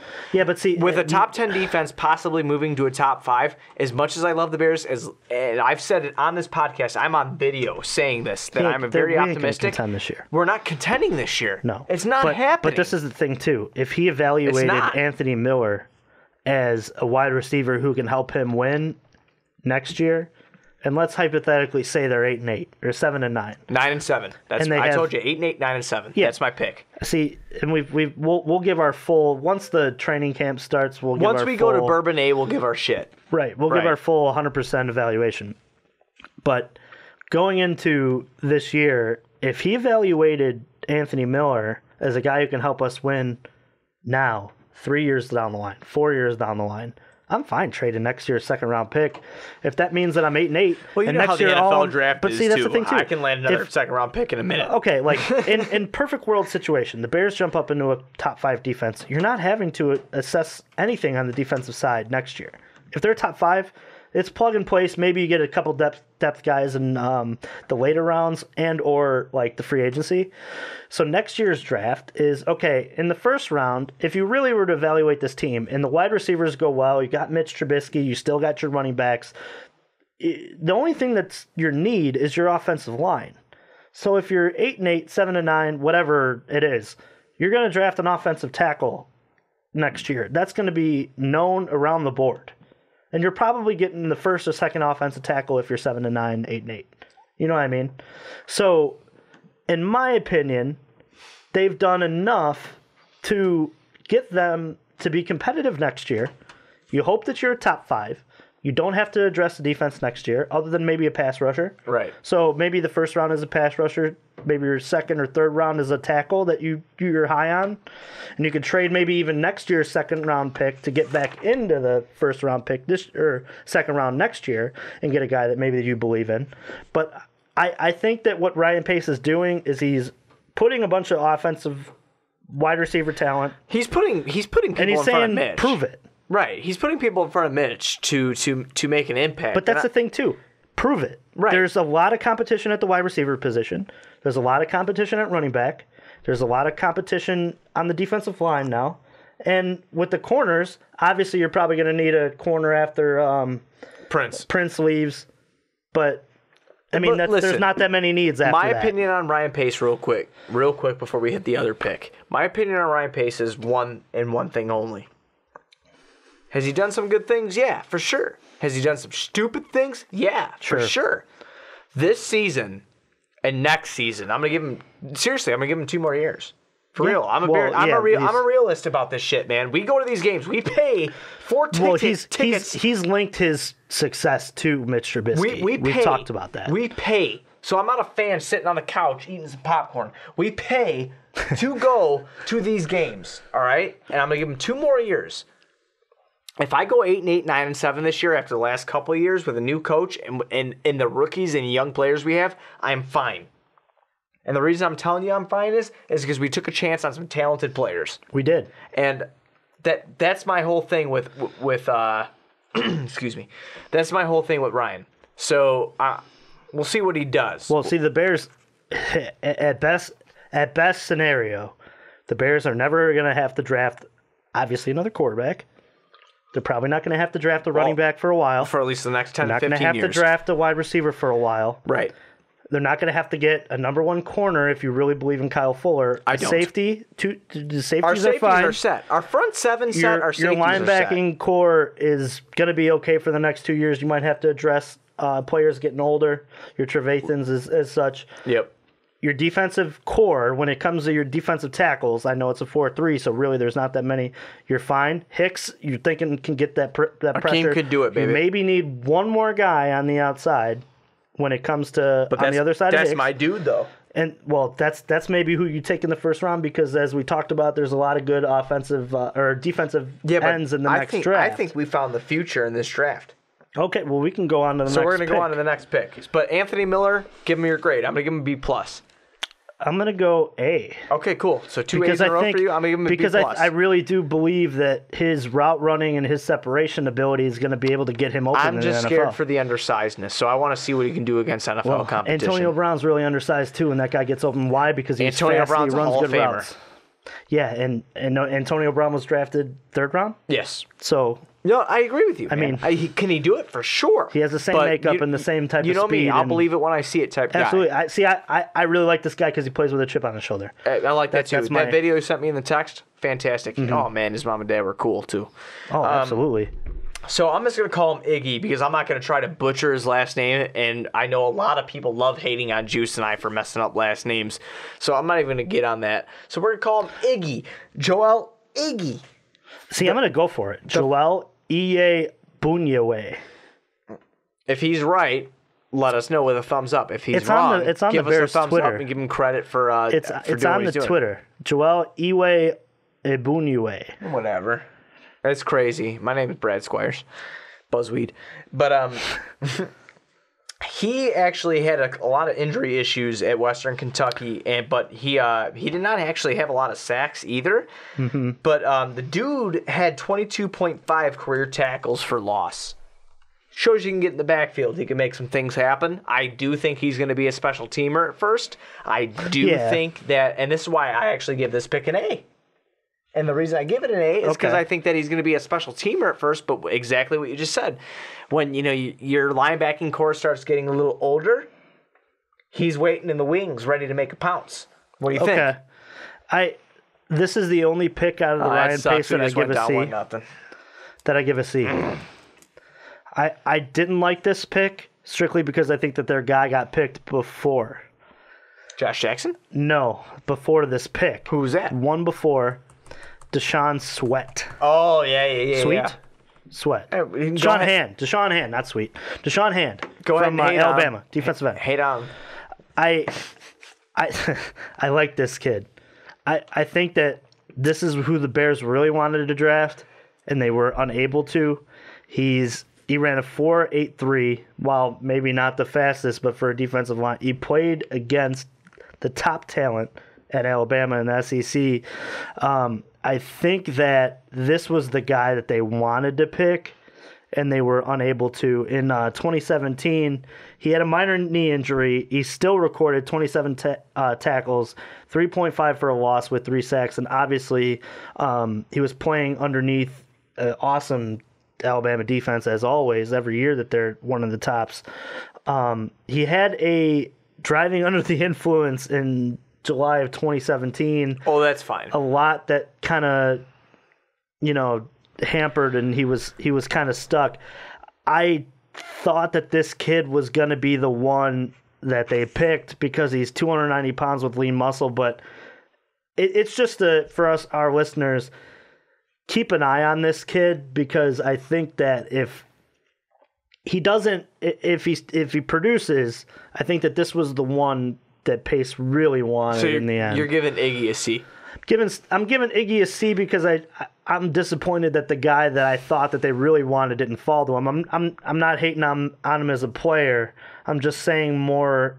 I know he had 5.5 sacks, but I don't know where he fits. I think that he fits on special teams right now. But see, like in the 4th round on a team with a lot of needs, why are we picking a special teamer? That's like with that's a top why, 10 defense. That's why I think that Hand was the pick for the Bears, but he was taken before we could even get him. I'll give you that, but because obviously as we came into the draft, we needed. Sorry to interrupt. That's fine. We needed defensive end help, and I thought that Hand was there, maybe diamond in the rough that they were waiting for. I think that a top 10 defense already with injuries, and going into trying to become a top 5. I do think that Iggy can be something that's special. He's so fast. He runs a 4.6, man, as a linebacker. That's pretty quick. So yeah. I think this defense is built off speed. I think that he is a raw talent that could be something that's special in the future. That's why I gave it an A. You gave it a C. I gave it an A. But yeah, it's the only part of the draft that it's not even Ryan Pace's fault, because I was kind of skeptical. You picked a linebacker at 8. And now you're going back and picking another one in the 4th round. But I don't think that was Ryan Pace's fault. I thought the guy they really wanted was the pick before. Right. So the next pick after that is Bilal Nichols out of Delaware. He's a defensive tackle, and he's going to be actually playing. He's a 5th round pick. He's drafted 145. He's going to actually be, going against Roy Roberts Harris, Nick Williams, and John Jenkins. Obviously, he's a rookie. We'll see what he does. But, I'm very excited about the pick. I give it a B. And the reason I give it a B is because I did say, if you remember, if you referenced last podcast, I did say I felt confident. I didn't know if the Bears were going to trade. I don't like doing stuff like that. I don't like doing stuff like that. And the reason I don't like doing stuff like that is because I'm not there. I'm not an insider, man. I'm a speculator. I'm a fan. Can you please drop the new model for us, man, that we came up with the other day? Oh yeah, please, because this ties in right now. This podcast will always be for Chicago, by Chicago. No matter if you live in the state, don't live in the state, love the teams. We will always be by Chicago. And can I translate that? For Chicago. That is for the fans and by the fans. We care about this city.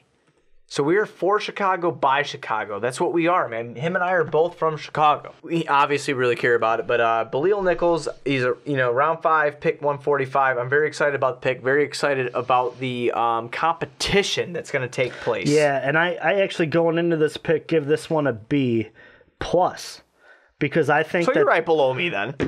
Above, I thought you put him at a B. Oh, you did say an A. Yeah. Did I say B? I'm drunk. I thought you said a B. I don't know. No, but I like this kid's, I like the pick regardless. I like this kid's effort, because there was nothing said about his combine that he plays through the whistle. That's the one thing I think that When you're a lower end pick like this, you want to see that drive, and I think this kid's got it. I like it. I think that he's going to compete. He may not be like an every down guy, but I would love to have him if he's getting pressure. That's a total hypothetical. If he's getting pressure on a third down, I know a guy is not going to just quit on rushing the quarterback. That's huge. How many sacks are given because a guy actually plays through the whistle and doesn't give up on a play? Well, what's tight you to see me, a lot of defensive lineman guys that give up on the play. Right. You know what's tight to me about everything, and what was I don't think I finished my thought before, but I did predict that there was going to be 4 defensive players and 3 offensive players drafted with our 7 picks, and that's exactly what happened. And I said that you can reference earlier podcasts for that.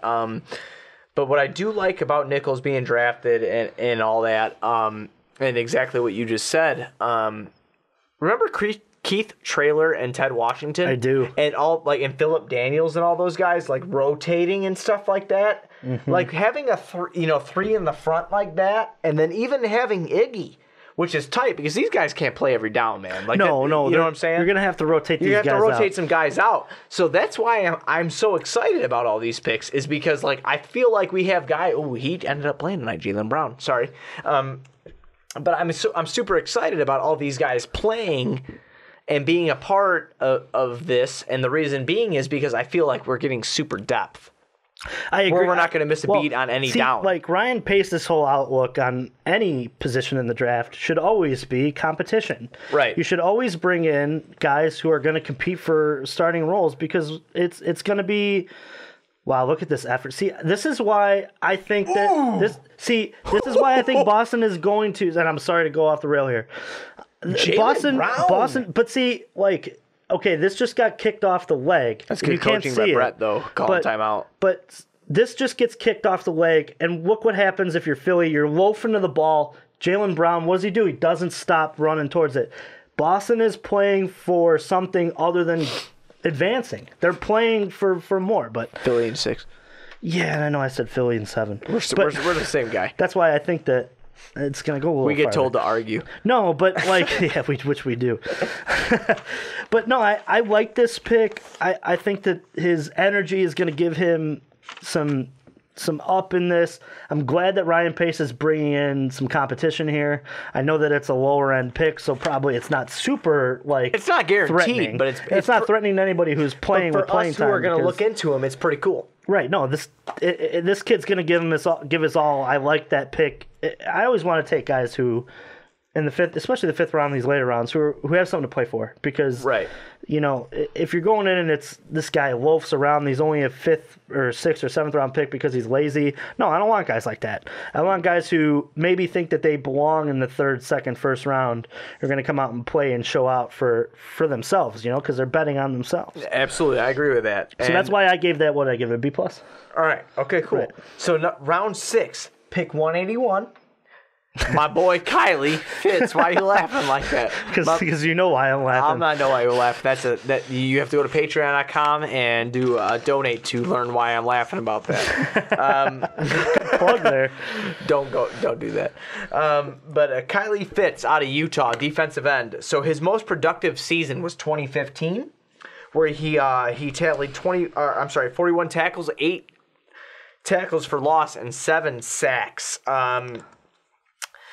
He had a foot injury in 2016, so he only had about, he didn't do too much. And then he had 23 tackles and 3 sacks last year. But a lot of people are saying that the Bears found a hidden gem there with Kylie Fitz out of Utah because of his speed off the corner. He ran a 4.69. His speed off, again, very defense-orientated draft. Another guy for our line, because I do think that Ryan Pace thinks that we're set at safety, corner, and linebacker.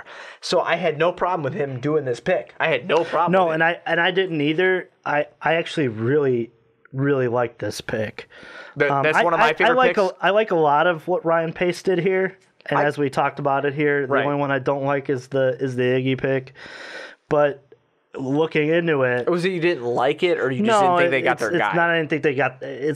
I think that at every point in this draft, they got their guy other than the Iggy pick. Yeah, that's my analysis on all of this, because if you look at 7 we're talking about him in the second, Wims. I really thought that they looked at a guy like that who maybe is a potential 4th-round guy that they end up getting in the 7th.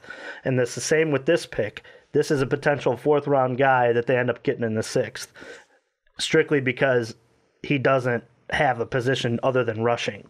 Right. But when you look at the Bears' defense, what do they need? They needed an edge rusher. I think that this guy can maybe compete for some spots. Podcasters, please, and listeners, please do not quote me in saying that this guy is going to be the truth.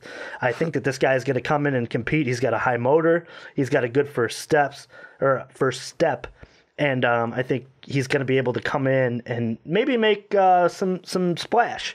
If he's a rotational guy on 3rd down who's getting pressure, that's a win for the Bears. Absolutely. Especially in the 6th round. These 6th and 7th rounds are strictly, you're betting on their potential. And I give this a B+. And the reason I give it a B+ is because I give Ryan Pace's draft an A. See, I went A- on this one. So, we're in the same place. Same boat. So, which we agree way too much. Well, yeah, go ahead and argue more. We'll get more viewers. Anyway, I just want to say one thing. Me and my bud Juice here have 18.0. Oh, wait, hang on. Yeah. It's 18% of alcohol in our bodies on an empty stomach. Jamie is cooking upstairs. We were supposed to be done a little bit ago, but we're flying. No, but we're still doing good. We're still doing good. This is still legit content, if I'm not mistaken. We'll read it back and see. But I think it may be in my mind, but I think we're doing all right. I think we're down. We fine. To quote the old man, you sure you want to come on, Danny? Yeah, right, exactly. No, we won't be drunk at 9. We'll be buzzed. You can't promise that. My name's Buzzweed, I actually thought about, and we're going to plug it again for maybe this next video. We will have Danny Parkins on this Tuesday because this is going to get cut up into a different spot. Also, check out Sports Mockery for all your Chicago sports literature. And Patreon.com to donate to get some cool prizes for MVP. I was going to do that at the end of the show. I know, but we're going to. But no, we're the last pick, Jay and Wims. We're moving on? Yes, we're moving on. Okay. Because you hit Kylie Fitz so good. Thank you. That was the point, man. Like, I'm excited about him because of his speed, because of what he can bring to the table. Okay, well, I'm glad that you agree then. I do agree with that because okay, we know what he could do. Like, is he going to be a starter right away? Probably not over Jonathan Bullard. But hey, he's there. You know what I'm saying? He's there. It's exactly what we were just talking about. The Keith Traylor, Ted Washington type thing. Your guys come out, another one comes in, like a Phillip Daniels. There's ways to go about this, but what we talked about earlier in the with the 2nd round pick that we traded up for. Oh, excuse me, I burped. Don't be mad. round 2, pick 51 was Anthony Miller. Round 7, pick 224. I'm giving an A+2, and the reason I'm giving an A+2 is because the kid has experience. Jalen Wims has experience. He's 6'3", 250 pounds. He runs a 4.53 in the 40. And he's got hands. Yeah, I love his catch radius. And we were just talking about early on in the video that other than Allen Robinson, we don't have a guy that's going to go and get. And he's not necessarily the biggest guy. I mean, 6'3" is not it's not the biggest wide receiver, but I love the ability to separate, and he has the catch radius and I'm not going to compare because it's not the same player, but everything you heard when Alshon Jeffrey was here was strictly catch radius. I think the Bears may have found a guy in the 7th that they can kind of plug and place in their red zone offensive with a little development. I think that he might not be right away, but I just want to say one thing about him. He came out of Georgia, out of a championship team. He played in the playoff national championships, man. He was there. The kid came out. He had 7 touchdowns, 720 yards, and he had 45 catches, if I didn't say that already. If I did, whatever. But it shows the kid's got hands. It shows the kid's a target. And that's what we need in the red zone. I understand we have Trey Burton. We have Adam Sheen. We have A-Rob. The only thing that makes me nervous in the red zone is how bunched up it gets. Because it gets bunched up in the red zone, and you have a small 5'9" like Taylor Gabriel. Yeah, not saying he can't score, and you have a 5'11". He's probably 5'10", 5'9", 5'10", in Anthony Miller. So, you have these shorter guys, like the bigger targets. So, if I'm running red zone, I'm running, okay, so we'll see what Anthony Miller can do. but we're going to give it to Taylor Gabriel right now because he's an established NFL guy. Right, he's been there. So we're going to give it to A-Rob. We're going to give it to maybe a Kevin White because he's bigger and everybody keeps forgetting about him for whatever reason. And you have Taylor Gabriel there. Or you plug Anthony Miller into where Kevin White is. You have a couple 6-footers, hopefully, whatever. And then you have Trey Burton there. You have an Adam Shaheen. You have your running backs, whatnot. I do think that Wims is going to be very good in the red zone for us. Yeah, I like the pick. The only thing I'm worried about is him getting off the line. And that's his only weakness. His burst is he's going off to be the line. able to separate from corners in general, not speed corners, just any corner in general. Right. That's the knock on him. I love the way that he's able to use his hands. He's a hands catcher. I think that's huge for the Bears.